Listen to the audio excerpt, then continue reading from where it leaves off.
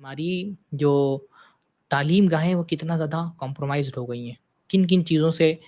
جو ہے نا ہماری بچی اور بچیوں کو کن کن فتنوں کا شکار ہونا پڑتا ہے۔ تو یہ سارا یہ بہت بڑے یہ سب مسائل ہیں جو ہمارے کالج اور یونیورسٹیز میں ہمارے طلباء اور طالبات کو جن کا سامنا کرنا پڑتا ہے۔ اور یہ مسئلہ صرف لڑکوں کے لیے، یہ صرف لڑکیوں کے لیے نہیں، لڑکوں کا بھی مسئلہ ہے۔ ایسے ماحول میں رہتے ہوئے ایک دیندار لڑکے کے لیے اپنی ایمان کی حفاظت کے ساتھ ساتھ اپنی حیا کی حفاظت بھی نہ بالکل اس کو وہ صورتحال پیش آتی ہے جو حضرت یوسف علیہ السلام کو پیش آئی تھی۔ زنا کے اڈے چاروں طرف کھلے ہوئے ہیں، اور ہر طرف سے جیسے حضرت یوسف علیہ السلام کو دعوت تھی عزیز مصری کی بیوی کی طرف، حی تلک، ہر طرف سے ایک نوجوان کو نہ جو کالج میں یونیورسٹی میں دعوت مل رہی ہے حی تلک، اور اس پوری سچویشن میں اس کے لیے بہت مشکل کام ہوتا ہے کس طرح سے اپنی عزت کی حفاظت کرے اور اپنے آپ کو حرام کاریوں سے بچائے، اپنے دامن عفت کو آلودہ نہ ہونے دے، اپنی پاکیزگی کو متاثر نہ ہونے دے۔ ایک نوجوان کے لیے کالج اور یونیورسٹی میں پڑھتے ہوئے یہ بہت بڑا مسئلہ ہے، اور یہ مسئلہ اس لیے بھی بڑھ جاتا ہے کہ وہ جوانی کے اس دور میں داخل ہو چکا ہے جہاں اس کی شہوتیں جو ہے نا وہ پیک پر ہیں، اور صرف شہوت پیک پر نہیں ہے،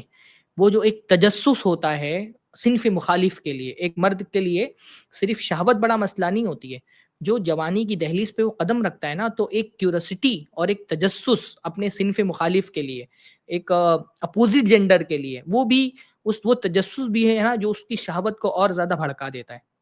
اور اس کیوریوسٹی کے ساتھ ساتھ اس شہوت کو کنٹرول کرنا ایسے ماحول میں ایک بہت زیادہ دینداری کا تقاضا کرتا ہے، بہت زیادہ ایمانی طاقت کا تقاضا کرتا ہے۔ اس لیے میں کہتا ہوں کہ اس ماحول میں رہ کر کے بھائی جو یونیورسٹی کالجز کے باہر کا ماحول ہے، جیسے مدرسے میں عام طلبہ کے لیے جو ماحول ہے وہاں پہ یہ فتنہ کوئی اس کا شکار ایک عام نوجوان نہیں ہوتا ہے، لیکن یونیورسٹی اور کالج میں پڑھنے والا ایک شخص اس کا بہت زیادہ شکار ہوتا ہے، اس کو یہ بہت بڑا ایک اس کے لیے آزمائش ہوتی ہے، اس کا ایک بہت بڑا امتحان ہوتا ہے، اور اس امتحان میں جو چیز اس کی حفاظت کرتی ہے وہ اللہ تعالیٰ پر ایمان، تقوی، اللہ تعالیٰ کے لیے، اللہ تعالیٰ کی خوشنودی کے لیے اپنی شہوتوں کو قربان کرنے کا حوصلہ، یہ اس کو جو ہے نا اس کی ایمان کی حفاظت اور اس کی عزت کی حفاظت کرتا ہے یونیورسٹی کے ماحول میں۔ اس لیے یونیورسٹی کے ماحول میں رہنے والے طلبہ کے لیے بہت ضروری ہے کہ اپنے ایمان اور اپنے عمل کی حفاظت کے لیے عبادتوں پہ خوب محنت کریں، صبح شام اللہ تعالیٰ کا ذکر کریں، نماز کی پابندی کریں۔ اسکول میں، کالجز میں، یونیورسٹی میں پڑھنے والے نوجوانوں کے لیے عبادات بھی ایک بہت بڑا مسئلہ ہے، نماز کی پابندی کی بھی بہت بڑا مسئلہ ہے۔ اس لیے کالج اور یونیورسٹی کا انتخاب کرتے ہوئے یہ بات بھی ایک ذہن میں ہونی چاہیے کہ میں ایسی تعلیم گاہ کا انتخاب اپنے لیے کروں جہاں میں اپنی عبادات کے لیے وقت نکال سکوں۔ عبادتیں کیا کرتی ہیں؟ عبادتیں ہمارے اندر تقوی کا ایک پاور پیدا کرتی ہیں، اور تقوی کا یہ پاور جو ہے نا وہ ہم کو طاقت دیتا ہے گناہ کے ماحول میں اپنی ایمان اور اپنے عمل اور کردار کو محفوظ کرنے کا۔ نماز خاص طور پہ اللہ تعالیٰ نے فرمایا ان الصلاۃ تنہا عن الفحشاء والمنکر، نماز انسان کو فحش اور منکر کاموں سے روکتی ہے۔ اس لیے ایسے نوجوانوں کے لیے خصوصی طور پہ عبادتوں پہ زیادہ توجہ ہونی چاہیے